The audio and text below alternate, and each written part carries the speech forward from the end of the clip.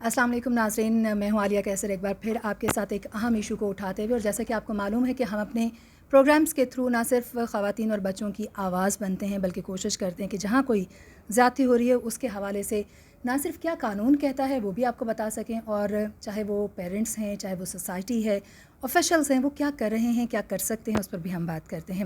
آج اسی سلسلے میں ہمارے ساتھ ایک مہمان شخصیت موجود ہیں۔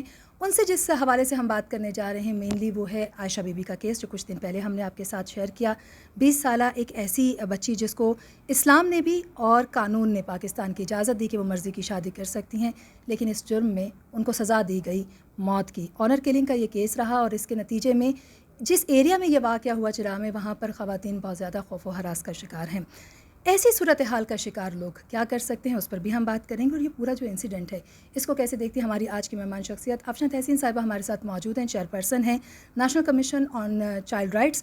ان پر اس حوالے سے بھی بات کریں گے، اور ان کی ساری زندگی جو ہے وہ خواتین اور بچوں کے حوالے سے کام کرتے گزری ہے، اس پہ بھی کچھ بات کریں گے۔ السلام علیکم۔ وعلیکم السلام، تھینک یو ویری مچ۔ بہت شکریہ، آپ نے ہمیں وقت دیا۔ عائشہ کے حوالے سے کچھ ہم آف دی ریکارڈ بھی بات کر رہے تھے، اس کیس کو سن کر چونکہ آپ نے بہت کام کیا ہے، کیا ٹیک ہے آپ کی؟ اس کیس کو سن کے پہلے تو ایز اے ہیومن بینگ، ایک انسان کی حیثیت سے، پھر ایک خاتون کی حیثیت سے، پھر ایک ماں کی حیثیت سے، یہ اس کو جب میں نے سامنے رکھا تو پہلے تو میرے پاس اس بات کا کوئی جواب نہیں تھا۔ ایک انتہائی المناک واقعہ ہے، اور یہ کوئی پہلا واقعہ نہیں ہے، اور اس واقعے کو بنیاد بنا کے ہمیں سوچنا چاہیے کہ کیا ہم اسی طرح سے اپنے ملک کے اندر اس طرح کا خواتین کا استحصال جو ہے وہ سنتے رہیں گے، برداشت کرتے رہیں گے، یہ سب ہوتا رہے گا، یا ہم کوئی عملی اقدامات بھی کریں گے کہ آنے والے وقت میں اس ملک کی بچیاں اس قسم کے ظلم و ستم کا نشانہ نہ بن سکیں۔ تو میرے خیال سے ایک بہت ہی لمحہ فکریہ ہونا چاہیے یہ واقعہ ہمارے لیے۔ افشاں صاحبہ، اگر ہم بات کرتے چلیں تو پاکستان کا قانون 18 سال سے اوپر بچوں کو اس بات کی اجازت دیتا ہے کہ وہ اپنی مرضی سے شادی کر سکیں۔ اسلام ہمیں اس بات کی اجازت دیتا ہے، معاشرہ ہمیں کیوں اس بات کی اجازت نہیں دیتا؟ خاص طور پر عائشہ بی بی کے کیس میں ہم بات کرتے چلیں تو جس بے دردی سے ان کو قتل کیا گیا، کیا وہ کر سکتی تھیں؟ جہاں شوہر نے بھی ان کو سہارا نہیں دیا، جہاں ان کو اپنے گھر والوں سے سہارا نہیں ملا، جہاں باہر ان کے لیے کچھ نہیں تھا، کیا ہمارے ادارے ایسا کچھ کام کر رہے ہیں؟ کہاں جا سکتی تھیں وہ؟ دیکھیں، اگر آپ اس کے یہ تو اثرات ہیں، اگر محرکات پہ آپ غور کریں تو آپ دیکھیں کہ کسی بھی ریاست میں قانون کی بالادستی ہوتی ہے۔ اگر ہم اپنے اس پورے ساؤتھ ایشیا کا جائزہ لے لیں اور پاکستان کا خاص کر ہم بات کر لیں، تو ایک طرف قانون ہوتا ہے، دوسری طرف اس سوسائٹی میں وہاں پہ کچھ ایسے نارمز ہوتے ہیں جن کو کہ قانون سے زیادہ درجہ حاصل ہوتا ہے۔ تو وہ جو نارمز ہیں ہمارے یہاں سوسائٹی میں، وہ اتنے زیادہ ان کے اثرات ہیں کہ قانون کو چھوڑ کے اسی کو فالو کیا جاتا ہے۔ بہت سارے آپ ملک کے جو چاہے وہ شہری علاقے ہیں، دیہاتی علاقے ہیں، تو قانون ہوتے ہوئے بھی سوسائٹی اس قانون کو پیچھے چھوڑ کے جو سوسائٹی وہ نارمز مرتب کرتی ہے ان کو فالو کرتی ہے، اور ان کے پیچھے اپنی زندگی بھی داؤ پہ لگا دیتی ہے۔ تو ہمیں یہ سوچنا ہے کہ آیا ہم ان کے اثرات ہی کے ڈسکس کرتے رہیں گے، یا یہ جو محرکات ہیں ان پہ بھی کبھی بات کرنے کی ضرورت ہے۔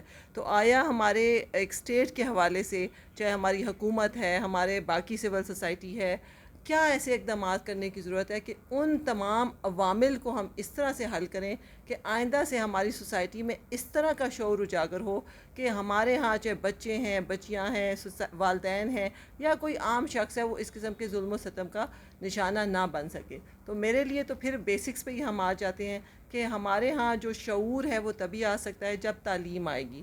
تعلیم سے پھر آپ کو وہ طاقت ملتی ہے جس کے بل بوتے پہ آپ بات کر سکتے ہیں، آپ بول سکتے ہیں، آپ کھڑے ہو سکتے ہیں۔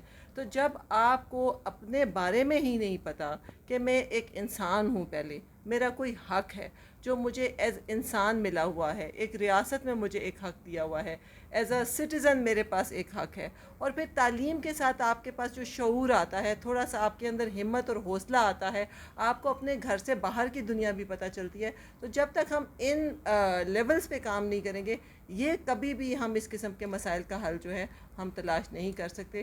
تو میرا تو یہی سب سے پہلے ہے کہ ہمیں شعور اجاگر کرنے کی اپنی سوسائٹی میں بہت ضرورت ہے۔ اس کے حوالے سے ہی پھر ہمارے ہاں چاہے وہ مرد حضرات ہیں، چاہے وہ عورتیں ہیں، وہ اپنے حقوق کے حوالے سے بھی سوچیں گی اور اپنے بچوں کے حوالے سے بھی سوچیں گی، اور اسٹیٹ کو بھی پھر وہ پوچھ سکتے ہیں۔ اچھا، اسٹیٹ کے حوالے سے ہم بات کر لیتے ہیں، جو ادارے مختلف کام کریں، آپ کا ادارہ بھی کام کر رہا ہے، یہ جو صورتحال ہے اس میں ہم نے آواز اٹھائی ہے مختلف پلیٹ فارم سے عائشہ کے لیے. بہت سے ادارے، بہت سی این جی اوز ہیں، بہت سی انسٹیٹیوشنز ہیں جنہوں نے کہا کہ وہ اس معاملے میں ایکشن لیں گے. جب آپ سے اسپیسیفکلی اس کے حوالے سے ہم بات کریں تو کیا کیا جا سکتا ہے اور آپ کیا کر سکتے ہیں؟ دیکھیں اس پہ تو بہت زیادہ کچھ کیا جا سکتا ہے. سب سے پہلی بات یہ کہ جب تک ظلم، اگر آپ پہ ظلم ہو رہا ہے اور خود وہ ظلم کو برداشت کرنے والا خود اس پہ نہیں بولے گا تو کوئی بھی اس کی مدد کو نہیں آئے گا. بچہ روتا ہے تو ماں دودھ دیتی ہے. ادارے ارد گرد بہت موجود ہیں، حکومت آپ کے ساتھ موجود ہے.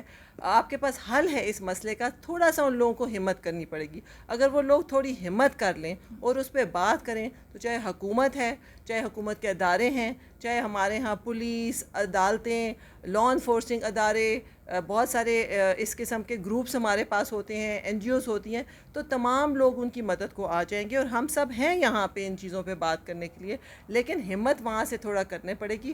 اگر وہ اس ایشو کو آگے لے کے آئیں تو ان کو ہر کوئی ان کی مدد کے لیے تیار ہوگا. جی بالکل. تو آپ کی طرف سے عائشہ کے کیس میں خاص طور پر ہمیں مدد مل سکتی ہے؟ نہیں بالکل ڈیفینیٹلی جی. ہم جہاں جہاں جن پلیٹ فارمز پہ آواز اٹھانے کی ضرورت ہے، بات کرنے کی ضرورت ہے، اس قسم کے ادارے اگر ہیں ان کے ساتھ بات کرنے کی ضرورت ہے تو ہم یہاں موجود ہیں ان کو ہیلپ کرنے کے لیے. ٹھیک ہے. عائشہ جیسی جو دیگر لڑکیاں ہیں، جنرل اگر ہم بات کر لیں، بہت سی ایسی لڑکیاں جو کہ پسند کی شادی کرتی ہیں. ہم نے دیکھا ینگسٹرز میں سوسائڈ کے رجحانات میں بھی اضافہ ہو رہا ہے. پھر کم عمر بچوں کی طرف بھی اگر ہم آ جاتے ہیں تو ان کے ساتھ زیادتی کے کئی واقعات ہیں. مختلف ادارے اس وقت کیا کر رہے ہیں اس پر؟ دیکھیں مختلف ادارے جو ہیں وہ بہت ہولسٹیکلی تو کام نہیں کر رہے. یہ پورے پاکستان کا المیہ ہے کہ ہم بہت سائلوز میں کام کرتے ہیں. ہم بالکل انٹیگریشن سے، کوآرڈینیشن سے کام نہیں کرتے.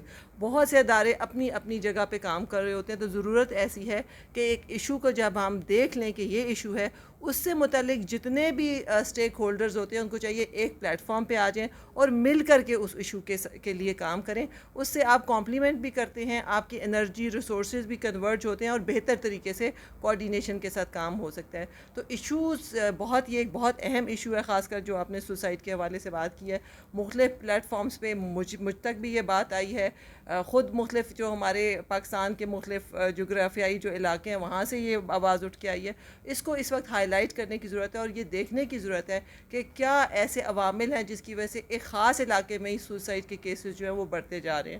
تو تمام جو کنسرنڈ ادارے ہیں اس کو تھوڑا سا اس پہ الرٹ ہو جائیں اور اس کو ذرا ہائی لائٹ کر کے ایکشن کی طرف جائیں. ٹھیک ہے. اور اس وقت میں آپ سے جاننا چاہوں گی، آپ نے بہت سالوں سے خواتین کے حوالے سے، بچوں کے حوالے سے کام کیا ہے.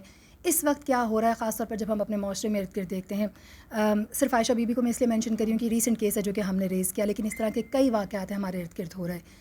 اس طرح کے واقعات کے لیے آپ کیا کر رہی ہیں، کیا کرنا چاہیں گی، آگے کیا ہے پائپ لائن میں؟ دیکھیں جب بھی کام کے حوالے سے اگر آپ تھوڑا سا بگر لیول پہ آپ دیکھتے ہیں تو کسی بھی ملک کے اندر ایک لیجسلیٹو فریم ورک ہوتا ہے کہ ایک ملک کے اندر ایسے تمام قوانین ہونے چاہیے کہ ان تمام قوانین کی وجہ سے عوام کو سپورٹ ہونی چاہیے. قوانین کے بغیر آپ کبھی بھی اس طرح سے کام نہیں کر سکتے. اگر مجھے بھی اگر ایک ذاتی طور پہ بھی کوئی مسئلہ آئے گا تو میں اس قانون کی اس شک کا سہارا لے کے انصاف کے لیے جاؤں گی.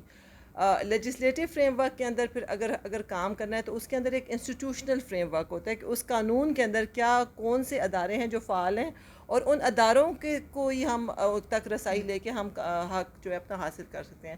اور تیسرا پہلو جو ہے لیجسلیٹو اور انسٹیٹیوشن اداروں کے ساتھ ساتھ اویئرنیس ریزنگ کا ہے کہ جب تک ایک اس کے بارے میں تمام لوگوں کو پتہ نہیں ہے کہ کہاں جانا ہے، کس ادارے کا کیا رول ہے، کس ادارے نے کیا کام کرنا ہے، تو تب بھی ہمیں عام عوام تک تو رسائی ہی نہیں ہے. تو جو انفارمیشن، ایکسیس ٹو انفارمیشن ہے، وہ ایک سٹیزن کے حوالے سے ہمارا ایک بہت بڑا رائٹ ہے.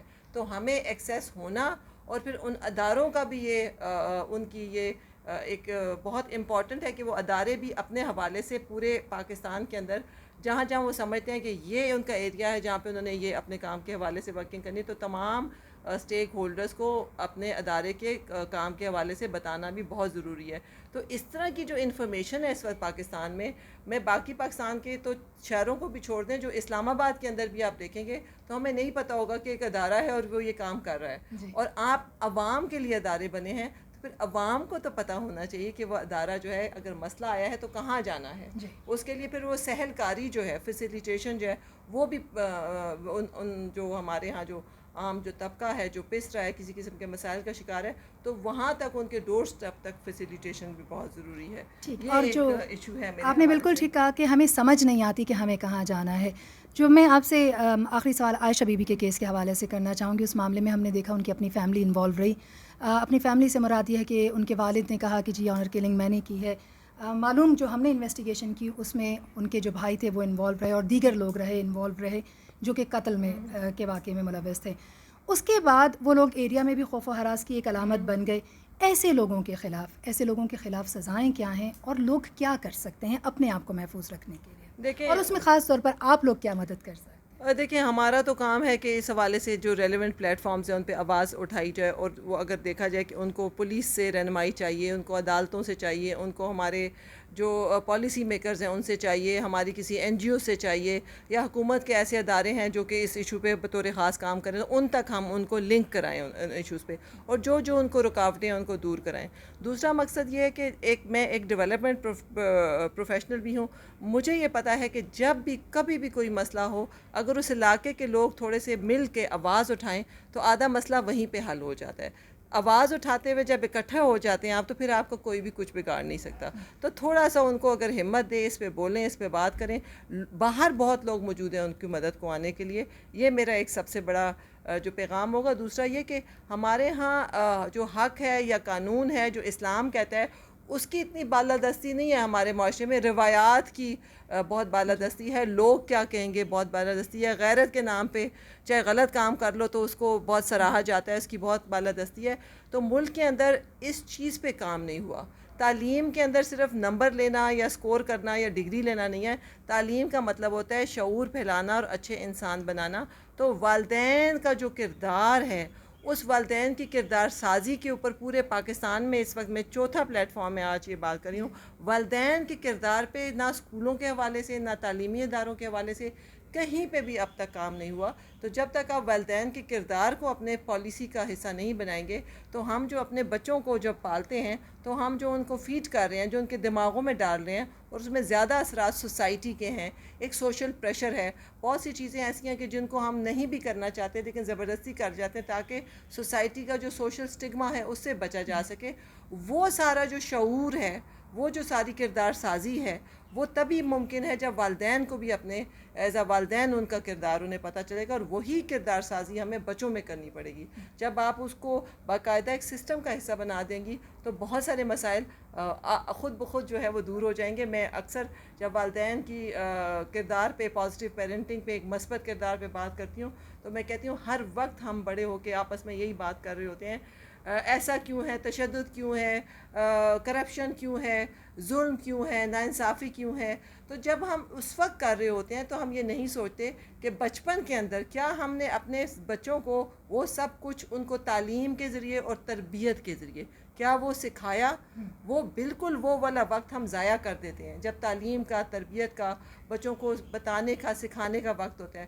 جب وہ بالکل بڑے ہو کے معاشرے میں پریکٹیکلی وہ شامل ہو جاتے ہیں تو اس وقت پھر ہمیں خیال آتا ہے کہ ہم نے ان کو گریڈز اور ڈگریاں تو دے دیں, لیکن ان کی کردار سازی کے حوالے سے نہ گھر کی سطح پہ, نہ سوسائٹی کی سطح پہ, نہ اسٹیٹ کی سطح پہ کوئی جو ہے کام کیا گیا. تو یہ بھی ایک بہت بڑا المیہ ہے جس کو اور فیکٹر ہے کام کرنے کے. بہت شکریہ, آپ نے ہمیں وقت دیا. Thank you very much. Afshan Sahiba ہمارے ساتھ موجود تھیں, انہوں نے بہت تفصیلاً بات کی, خاص طور پر عائشہ بی بی کیس کے حوالے سے. ان کا کہنا یہ ہے کہ ادارے موجود ہیں, ہم موجود ہیں, اس کیس کو ٹیک اپ کیا جا سکتا ہے, بہت سے اداروں سے بات کی جا سکتی ہے, اور خاص طور پہ وہ لوگ جو دہشت کی علامت اپنے علاقے میں بننے کی کوشش کر رہے ہیں ان کے خلاف ایکشن بہت آسان ہے لینا. یہ ادارے اسی لیے موجود ہیں. انشاءاللہ نیکسٹ پروگرام میں آپ کے ساتھ دوبارہ حاضر ہوں گے. تب تک کے لیے اجازت. اللہ